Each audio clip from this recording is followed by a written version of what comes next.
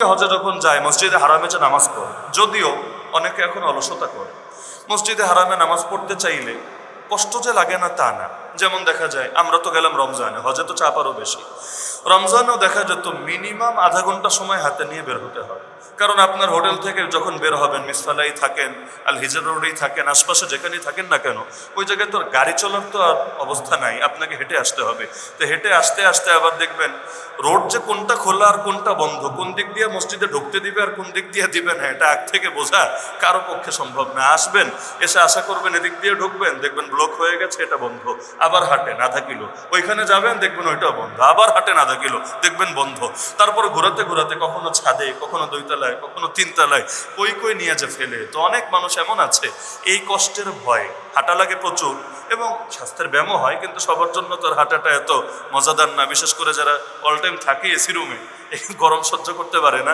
তো অনেকে দেখা যায় আশপাশে যে মসজিদগুলো আছে সেখানে নামাজ পড়ে, বা হোটেলের মধ্যে নামাজ পড়ে, বা একাকি নামাজ পড়ে। আমি তো মনে করি এটা আসলে বড় দুর্ভাগ্য ছাড়া কিছু না।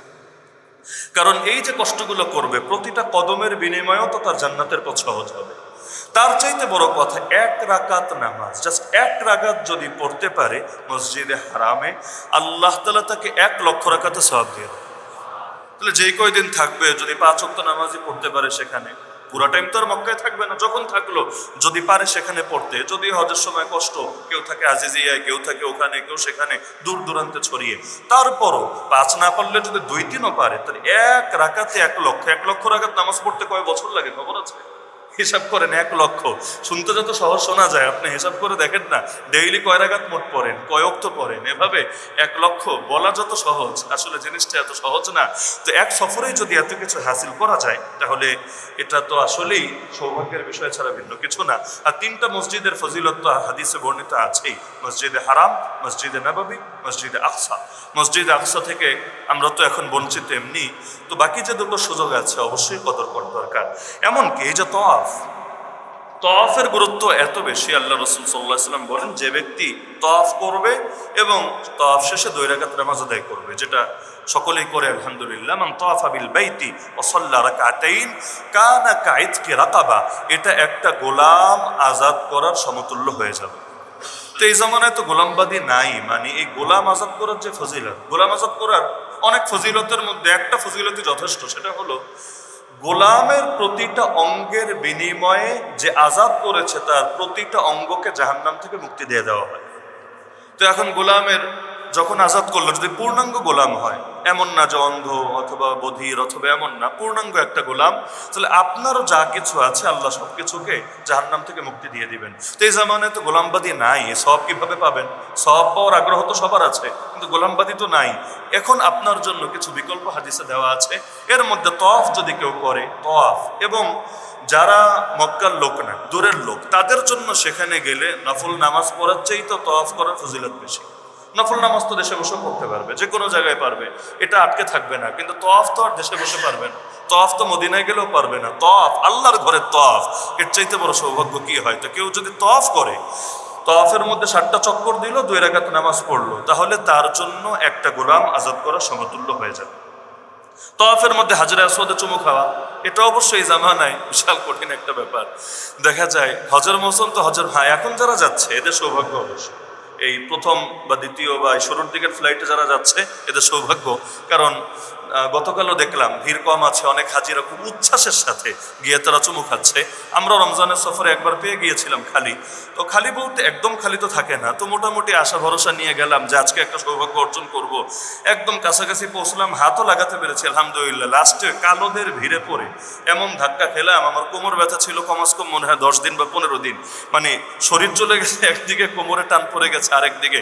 আর এই কালোদেরকে তো আল্লাহ এমন শক্তি দিয়েছে মাশাআল্লাহ, এদের সামনে দাঁড়ালে নিজের নিতান্ত নিরীহ আর অসহায় ছাড়া কোনো কিছু মনে হয় না। তো এই জামানায় এখন তো চুমু খাওয়াটা বেশ জটিল ব্যাপার। চুমুর বিকল্প ছিল হলো হাত লাগিয়ে হাতে চুমু খাওয়া, ওইটাও যদি না পারে তাহলে সর্বোচ্চ বিকল্প হলো দূর থেকে ইশারা দেওয়া। তবে ইশারা যদি দেয় তাহলে ইশারাটাই যথেষ্ট, এখানে আর হাতে আলাদা চুমু খাওয়া লাগে না।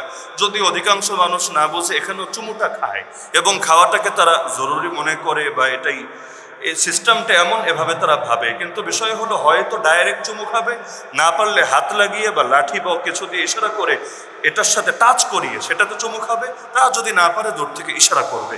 তো চুমুর ফজিলত হলো আল্লাহ রসুল সাল্লাহ সাল্লাম বলেন যে হাজরে আসওয়াদ আর রুকনি ইয়ামানি, এই দুইটাকে কেউ যদি স্পর্শ করে তাহলে কাফারাতুন লিল খাতায়া, এটা তার সমস্ত গুনাহের জন্য কাফারা হয়ে যাবে। হ্যাঁ, সমস্ত গুনাহ বলতে অবশ্যই উদ্দেশ্য সগীরা গুনাহ, কারণ কবিরা গুনাহের জন্য দিলের মধ্যে অনুশোচনা লাগবেই লাগবে। হ্যাঁ, পাপ নিয়ে যদি অনুশোচনা থাকে এবং সেটার সঙ্গে যদি এই কাজ করে সগীরা কবিরা দুইটাই মাফ হবে।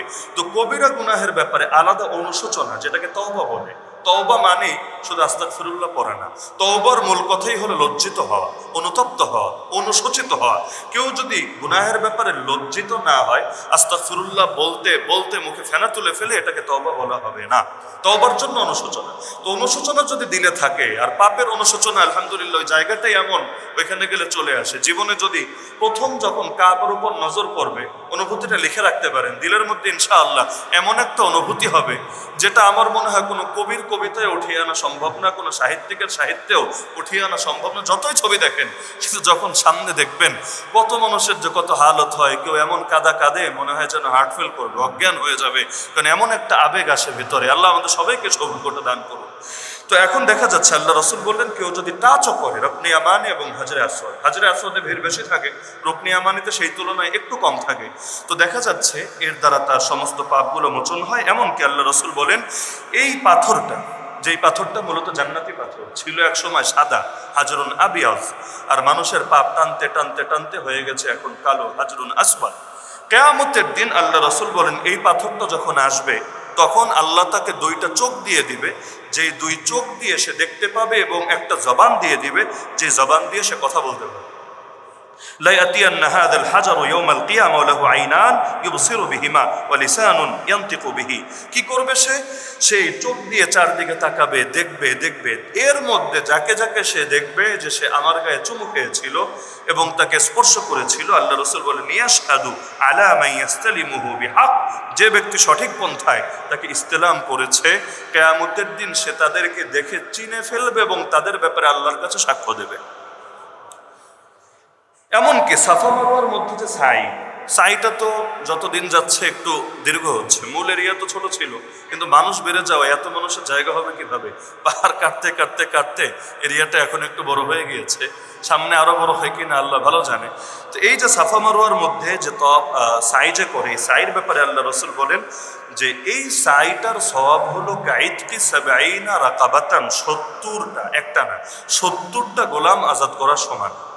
কারণ আগে তো ছিল পাহাড়, পাহাড় হিসাবে তো আবার জায়গা তো সমতল ছিল না, এখন তো টাইলস করা, এসি করা, কিন্তু ওই এক পাহাড় থেকে নামবে, আবার উঠবে, আবার নামবে, আবার উঠবে, আবার নামবে, আবার উঠবে, কষ্টকর ব্যাপার।